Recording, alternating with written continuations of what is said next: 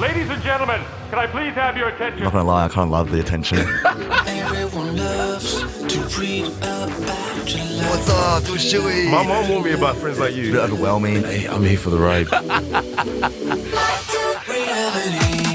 Hey everybody, what's going on? What's good? Here we are. Yo, man said yeehaw. Okay, look. Yeehaw, it's coming off me. I've been out in the country. But you've been at a lot of radios. But listen, before we actually get into the episode 3, baby, here we are. I just want to say that we are recording on Gadigal land. But look, talking about yeehaw, you've been to a lot of rodeos lately. What's happening there?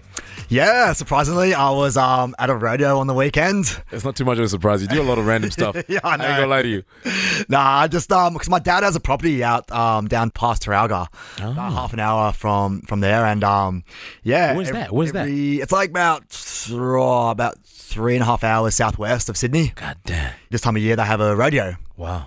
there. Damn. And you did mention that, you know, actually, you had a post that you actually put up, and the caption was, "Not my first rodeo." Not my first rodeo. That's right. Right. So what was your first? I've been to a rodeo before, and I've ridden a steer. No way. Yeah, when I was younger. For some people that don't know what that is, what is a steer? It's like a young bull. Wow. Yeah, Oh my so God. I rid one when I was real little, and yeah, I haven't been to one in years and years and years. Oh, okay. But yeah, so I was like, all right, I'm gonna go and check out this rodeo and you know, get a bit of country life. And I tell you what, I did not fit in. Really? Wait. I did not fit in. Why is that? Why is So that I remember before leaving my place, and I was like, all right, today I'm gonna go to the rodeo. And I was like thinking, like, okay, what do people wear to rodeos? So I know they wear denim jeans. They wear like flannel shirts, right? Button up flannel shirts, Yeah. long sleeve. Man, you rocked and they wear cowboy hats. So I'm going through my clothes. I'm like, oh, here we go. I got some you know, jeans. You on And Fashion then- Week. Come on. Yeah. And then I didn't really have like a cowboy hat, but I just had like a like a Crocodile Dundee type of hat. Wait, is it the ones with Like the little... like a wide brim, like almost like a Brixton sort of hat. Okay.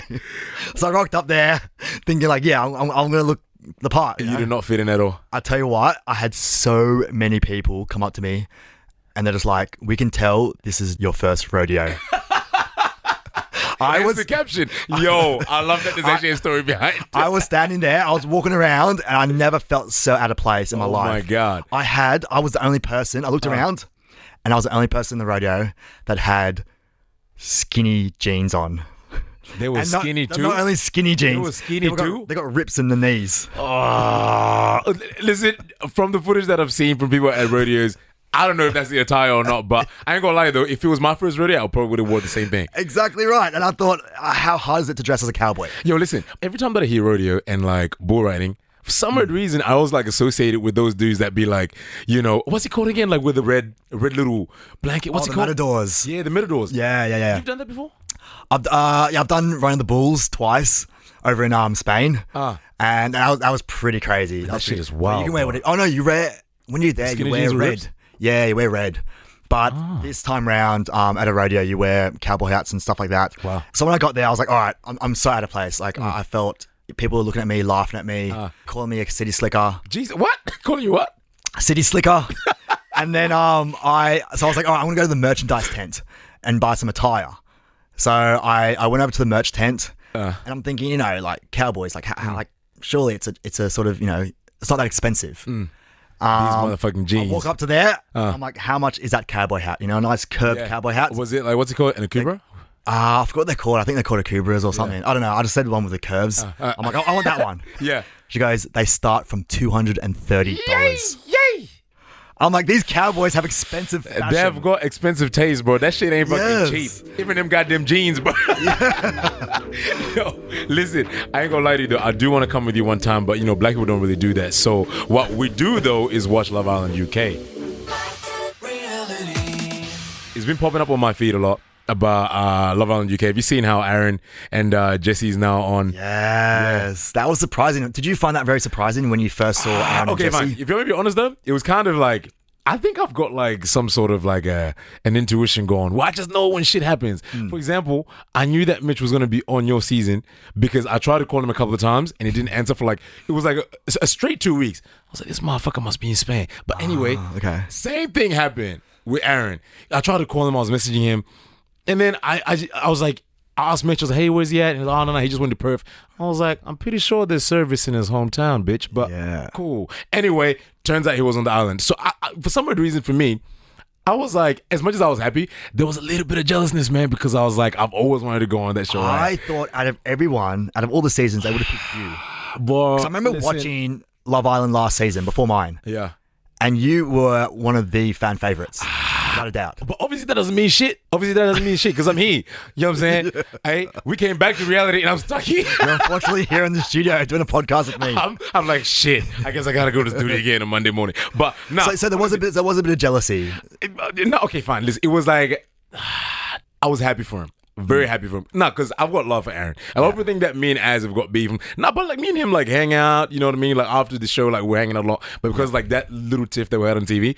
But it's so crazy like when you have to clap hands at someone that has been given an opportunity that you felt like should have been yours. You know what I mean? Yeah, that's the hardest little bit. And that's like, it was almost like it was a check for me. You know what I'm saying? It was like an ego check. It's like, yo, you know, like it's okay, your turn's coming. So like maybe that's just not what like life had for me. But fuck it. Fuck what life has for me. But I wanted to be on that show, baby. But why do you think they were the ones to be picked to go on the UK version? I think, so for me, I kind of feel like they were kind of trying to go for like the typical Australian like character. And I really do not fit that, man. Like, so I was like, okay, I understand. I'm not mad. Yeah. I was a little bit. But, no, because like I manifested that show.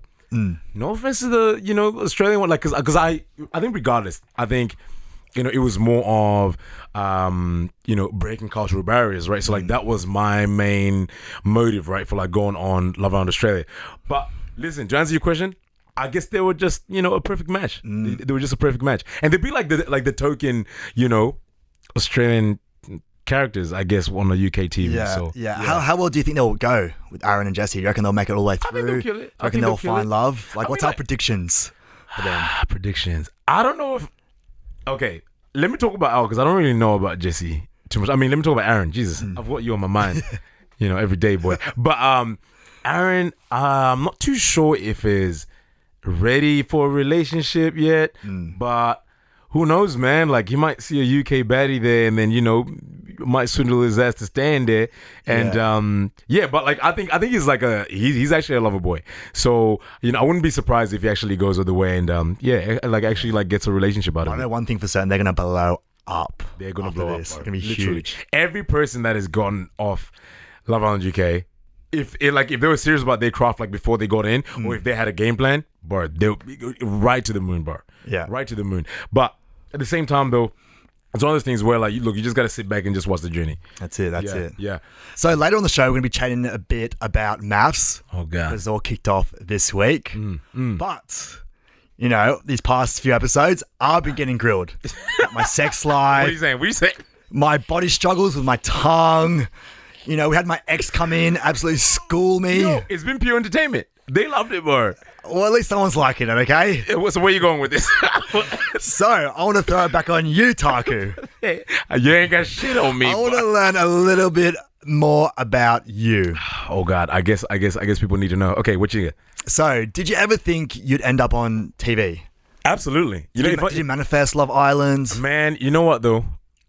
This sounds weird. Okay, so I journal everything. You know what I mean? So, like, I think I subconsciously manifest a lot of things that, you know, I might not be fully aware of, if that makes sense. So it's like sometimes I just get the pen in the hand and I just start writing. You know what I mean? So, but little did I know that I've always wanted to like make an impact. I didn't know how, where, but my biggest thing was to do it through playing footy. And I know that I've always wanted to like play footy like, you know, professionally. If I was going to be on TV, that way was going to be my way of inspiring other kids that want to, you know, make it to like a stage where, you know, I would have been at if I made it professional, right? So I guess to answer the question, yeah, I kind of did manifest that, you know, I'll be on TV somewhere, somehow.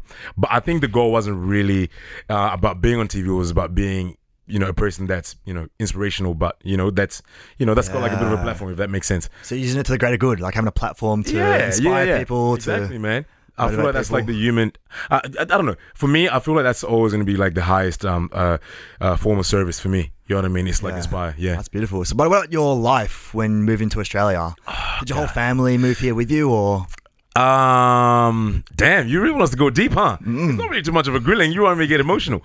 Okay, so moving to Australia, right? So, a little quick backstory. My auntie was living in Glasgow, right? So, like in Scotland, and so she was getting her accreditation for nursing. So she had done her nursing back in South Africa. So from there, we were living with her son, my cousin, right, Sasha. So, and basically what happened was she was like, look, I want to move to Australia, but I would love the kids to come with. So me, I was living with moms, right? I'm a big mommy's boy, and like me and my dad have got an amazing relationship, and yeah, I couldn't really see my life without them in a way, but she kind of gave me this opportunity where it was so weird but my life has just always been like centered around Australia, if that makes sense, where I never watched South African rugby. I always watched like Australian rugby. Wow. Always went for the Waratahs, always went for the Wallabies. So it was always like, what the hell? So that was weird for me. I said no, I didn't want to come because leaving my parents was like big, and I grew up with my grandmom, so that was big. So anyway, and one day I was at school, and one of my mates was like, yo, what are your plans for next year? Because he was meant to be moving overseas, and I told him, yo, I got the opportunity to go to Australia, but I don't think I'm going to go. And he was like, you got to be out of your goddamn mind. Yeah. He was like, if I had that opportunity, I would have jumped. So if it wasn't for him, I would probably still be back home. Wow. So anyway, and that was literally me making the decision. How old were you when you made that decision? I was 14, bro. So I left everyone back home just for me to just come here and just act. And what about your friends back home? Do you still talk to them? Man, What's going on with them? Are they going to move to Australia? Are you trying to convince them? Man, it was like my golden ticket. I didn't think this was going to happen. This is very, very weird for me. Like it gives me goosebumps every time because, me leaving everyone back home was like so tough because it's almost like imposter syndrome, where why is this happening to me? Why not everyone? You know what I mean? Like I just always had this thing where I'm like, I don't feel like I deserve it. You know what I mean? There's so many other people that I know had more potential, to make it big, like people that were smarter than me, but I just felt like I was just the chosen one. So but anyway, regardless, I still have a pretty good relationship with, like most of my friends back home. Yeah, wow. And what do you know about Australia before getting here? Yo, I listen, if you want to be honest, before I came here, my best friends, his name's Elijah, right? And we grew up together, and I was telling him, I was like, yo, I'm going to be moving. So this is going to be like, I think it was like on like our last week together. I was like, Australia, sad. I heard that was probably one of like the most racist countries. First thing he ever said to me about Australia. Yeah. So when I heard that, I arced up. I was like, huh? Yo, I was not prepared to hear that shit. Yeah. So me coming here, I was prepared for smoke. I was prepared for N-bombs and, all kinds of racist shit. But then I came here, I was like, yo, this ain't too bad. You know what I'm saying? Like, and when we first moved, right? So we moved to Nowra, and there's a lot of Aboriginal kids there. So immediately, I didn't really feel too much out of place. Yeah. So that was kind of interesting. So I think for me, like before I moved, that was the first thing that I thought about. I was like, damn, I think Australia is very racist. So I was already ready to cop smoke. Yeah. And what did you find big differences between living back home and Australia? Was it easy to transition, or what was it like? I don't think that the transition was it was hard, obviously, like because like I didn't have the immediate family, but at the same time though, did you make friends like very easily here? Very easy. Because I like stuck out like a sore thumb. Me and my cousin were the first two black kids at this school, Nowra High School. Wow. The first two black kids. And I remember, oh my God, like I remember our headmistress, I forgot her name, but the first time that we went in for the interview, she told my auntie that, look, I'm just letting you know that they are the only two black children that we've ever had in this school, so it might be a bit of a shock to them, but don't worry, I'm going to look after him. Bless this woman, man. Like, bro, she was like our school mom, bro. Always checked on us. So like, I think that was the biggest thing, man. Like, the transition wasn't really as hard as I thought. Yeah. But it was great, man. It was beautiful. But it was more like, it was so weird, right? It was like the first time I actually had to think about everything that I said to these people when it came to like things from back home, because it was all a teaching moment. Because it wasn't like them being racist, but saying, back home, like, do you guys, have like just like lions running around everywhere? Like, do you guys climb lions, hunt lions all the time? I'm like, yeah, we hunt, but motherfucker, that shit is safari. I don't live out there. Yeah. Like, we had like TVs and shit. Yeah. Oh my God, you had electricity? I'm like, bitch, what do you think? So like, we really had to make sure, right, that we use these moments as teaching moments, because like, it's not like they were racist, they just didn't know. They didn't know, yeah. So what's the most frequently asked question you get when you first arrived here? do you guys have electricity back home? Wow. Yeah. It's like, yes, we have huts, at our farms and that, cool. But like, my mom is like a real estate agent. You know what I mean? Yeah. So I'm like, she's worked with the man for a while now. Yeah. Like close to about 20 years. So I'm like, we did have a nice house with electricity and TV, but some places we don't. So anyway, like as I said before, it's like teaching moments. Yeah, that's good. And would you ever think about how different your life would be if you didn't move to Australia? Say you moved to like a different country, like England or something. Do you think you'd be, had a chance to go on the UK Love Island or something like that? Or, you know what?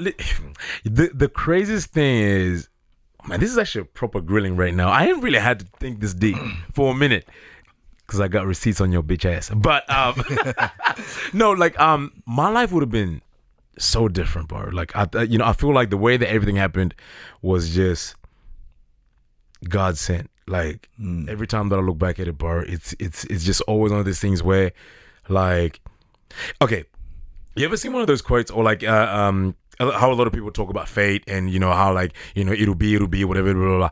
Yeah. I felt like I only started to believe in that this year, where certain things happened in a weird sequence for me to be here the time that I was here. And because so for example, before I moved here, I used to feel so different amongst my own people, right?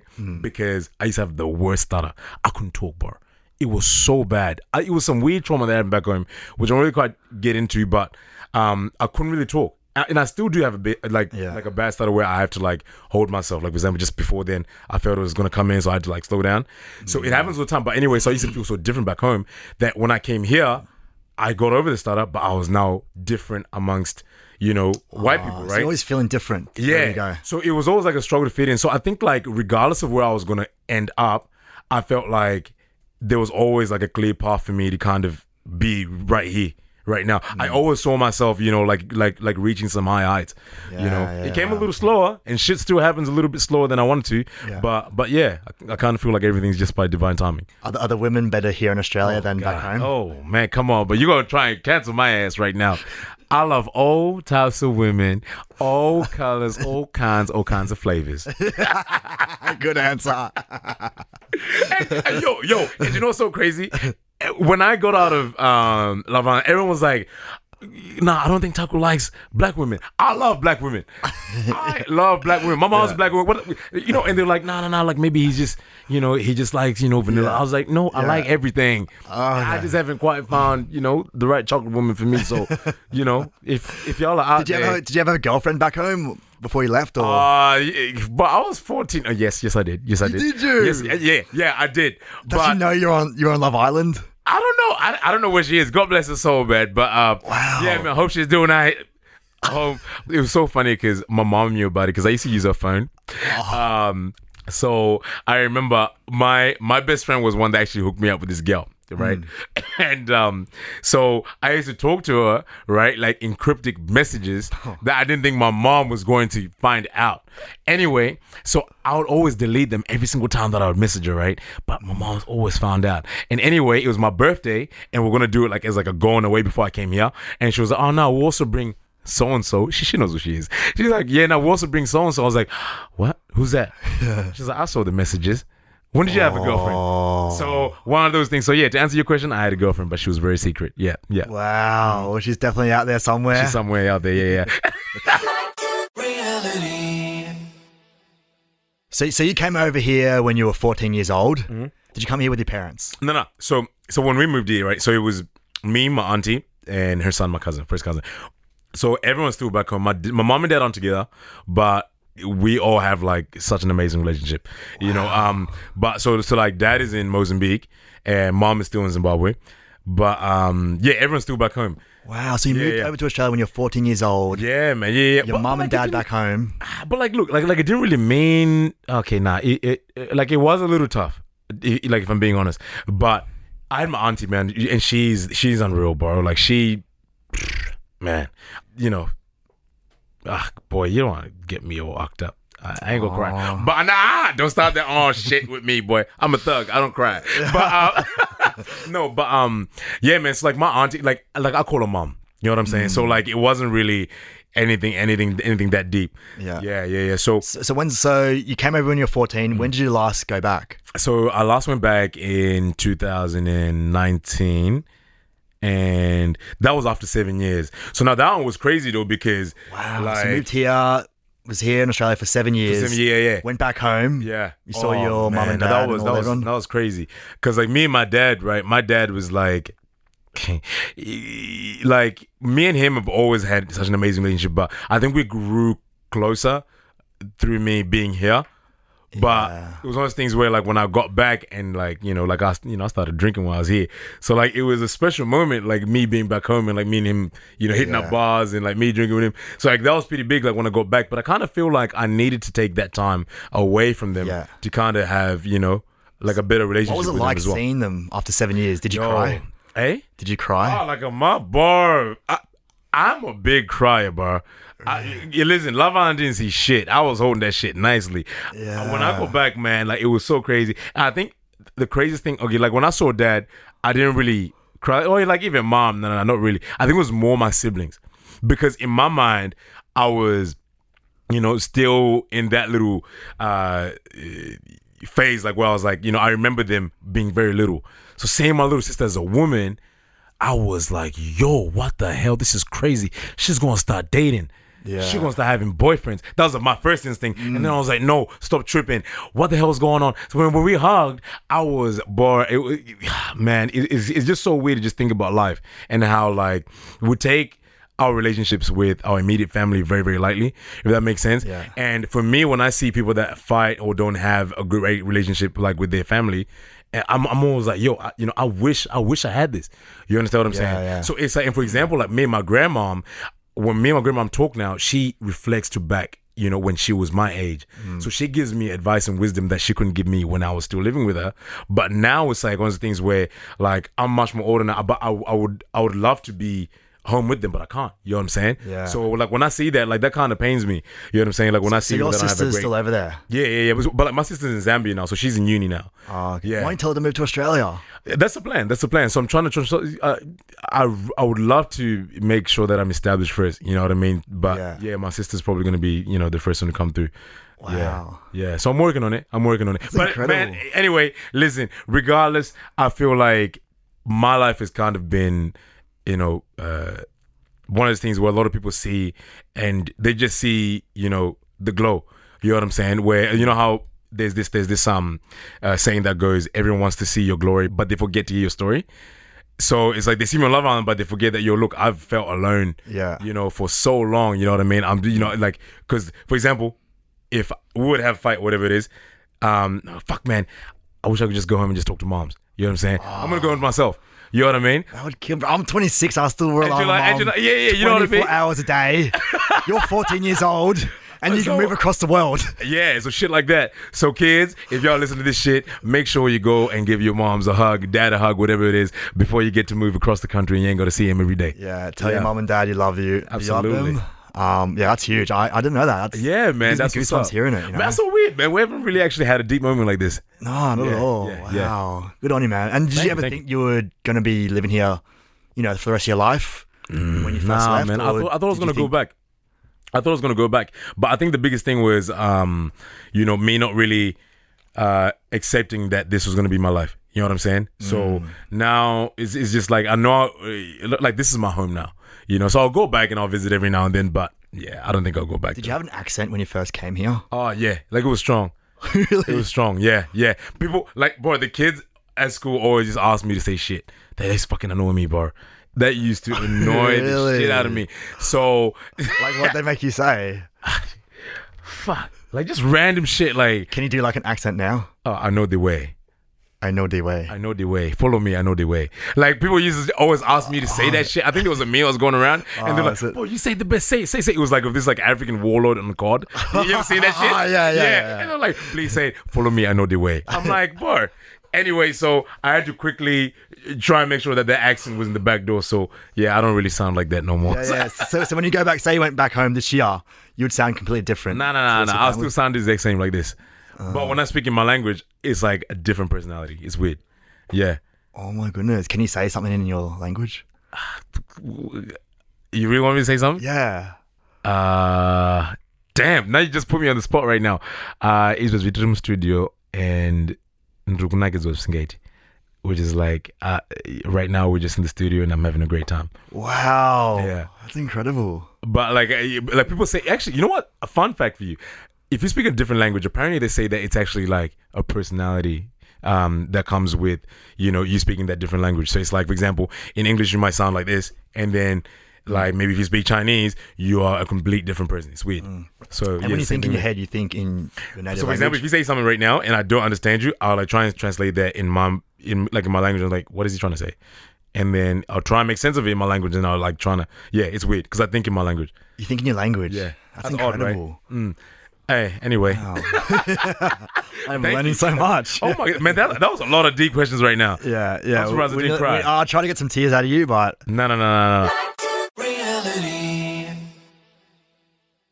Now listen, talking about tears, how does the new MAFS season make you feel? You know what I'm saying? You feeling some type of way? yeah, look, MAFS is kicking off this week, and I am going to be old news very soon. No, don't feel like I'm that. going to be, left behind like a used toy. No, man, listen, you're still brand new. You're still brand new to me, baby. But listen, with that being said though, for those people that are going into MAFS, do you have any tips? Tips for MAFS. There's actually quite a few. So I remember when I was going into MAFS, it sounds really weird, but I wasn't dressing as good as I wanted to dress. Wait. What do you mean? Like, so when I was on there, I didn't have good fashion sense. Oh, really? Yeah. So, and you got to remember, like, this is going to be on TV. Exactly, man. 100. So you want to dress good. Don't be Fashion Week every day. I'm a stingy motherfucker. Like, I really cheap out on clothes and things Serious? like that. But if you're going to be on TV, really spend the money. Wow. Dress nice, because I look at how I dressed on MAFS compared to how I dressed on Love Island. Wow. Completely different. Wow. Completely different. Yeah, I'm wearing deep. blazers that my dad used to wear back in like the 80s on MAFS. Shit. Right? And all that they don't fit me properly and everything. But then now I'm going on Love Island. I'm like getting everything tailor made and all that sort of Yeah, stuff. man. Whoa, that's actually a pretty big tip. Because like people like usually give tips like, oh, no, just be yourself, and hopefully your wife will be able to accept you for who you are. Nah, fashion. You gotta make sure you're getting dripped out. Because you want to look He good, said you fashion. feel good. Yeah. Exactly right. And then You said fashion. I like that. and if things don't work out with your wife, at least there might be a honey at home watching you on TV. Oh my goes, God. damn, I like that boy's fashion. I want to couple that with him. I like on that. MAFS. Whoa. Yeah, you Come got on, to man. think 2 steps ahead. Apart from that, was there anything else that you wish you knew before getting into MAFS? Because this fashion thing was really big. Yeah, if That's anything was pretty big big. advice. Yeah, I like that. Probably sounds really cliche, but I do say like have heaps of fun, Wow. because if things don't work out, at least you had fun. Wow. Do you regret And- not and- having a fun time? I had a fun time. Wow. Oh, sweet. I got loose. Come I on. had fun. Treat Oh, no, we it saw that. like a party. Treat it like every day's a last day. You were on holiday, bro. Like it's in the name. Party, dinner party. Come on, man. I mean, God so treat it like damn. a party. Have fun. Let loose. Some people go there. They're like, oh, no, I was A gonna little have bit like tight, one yeah, beer. I'm like, for real. bro, like I was diving over tables when I was there. Yeah, Because some people would have thought that you were a bit too much. I thought you were enough. yeah. I thought you were enough. That's No. why I was like, yo, this guy's got Yeah. good energy. But I tell you what, the next day you have commitment ceremonies, Wow.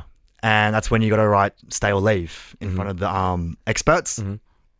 I was shitting myself. Wow. Yeah, I don't know what I could have done differently to not make myself shit myself so much, because I was so nervous being there. God damn. So I'm still trying to work that out, but I really do feel sorry for the next cast that got to sit in that couch, because I know how they felt. Wow. Yeah. Boy, so your shirt be wet at the end of that shit. Oh, I was sweating bullets, Sweating bullets, yeah. Is there anything else that you regretted? Because I feel like looking back at my TV journey, one thing that I probably regretted was not really being present, if that makes sense. Because there was a lot of times where, yeah, you're present at like ceremonies, but like in your mind, you're already thinking about what's next. You're thinking about, what are you going to do when you get out? What are you going to do? Like, what's the first thing that you're going to eat when you get out? Or like, just like little things like that where, I felt like I didn't really quite enjoy the journey as much when I was in there, because I was just too much in my head about what's going to happen after the show. Yeah. Did you feel like you were in the same boat? I think I was too present. God damn. So Never heard that before. Yeah, so people say, you got to start like a business or something when you finish the show. and everyone going into like, you know, these reality TV shows always have like a side hustle that they're able to, you know, get a platform to, you know, protect their side hustle and make a bit of money and bank. I had nothing. God damn. I went into MAFS, you know, as a carpenter. I left as a carpenter, went back to work when it all finished. Wow. There were a few people that I guess were a little bit smarter and they had little side businesses and things like that. Man, because and you know so what? that's probably another bit of advice. So like that's a bit of a regret, you reckon? Have like a little business or something. Have a little something, get you some change, baby. You know what I'm saying? Because you're gonna come out like the rest of us. Because I definitely didn't, and I'm broke as fuck. Yo, listen, talking about being broke, man, that shit is real. Everyone still thinks that that's like a magic pill for success. Yeah. You gotta still get out and grind, bro. You know what I'm saying? 100%. So Yeah. it's like, I think that's a lot of things. Like a lot of people really do feel like we have money. Hey, Nah. we just get invited to fancy parties. But Yeah, they'll probably be like, there's always like, you know, 2 or 3 really, really successful people that come out of MAFS every season, and they're probably the only ones that might not have to go back to work straight away. But yeah, in the reality of things, we all have to go back to work. yeah, you got to work. So if you think you're not going to go back to work, you're fooling yourself. God damn. But I'm really keen for this new season. You know, I've heard rumors that it's going to be pretty juicy. Oh, like Yeah, some big things. I actually know one of the intruders that's entering. wow. Yeah. I'm in a group chat, one of them, but I'm not going to say his name or anything. No, please don't. Anyway, yo, look, on that note, man, listen, it's been great. It's been great, man. I've been having a great time. Thank you so much, guys, for tuning in. If you are loving Married at First Sight, you can get all the latest maths news, gossip, and interviews on the Nova Player now. And if you guys have any guests, any questions, or any topics for us, please don't hesitate to email us at backtoreality@novapodcast.com.au. Beautiful, Baba. Listen, we got a great one too for you guys next week. We'll be back in the booth for more fire, baby. Thanks for listening. Yes, sir. Reality.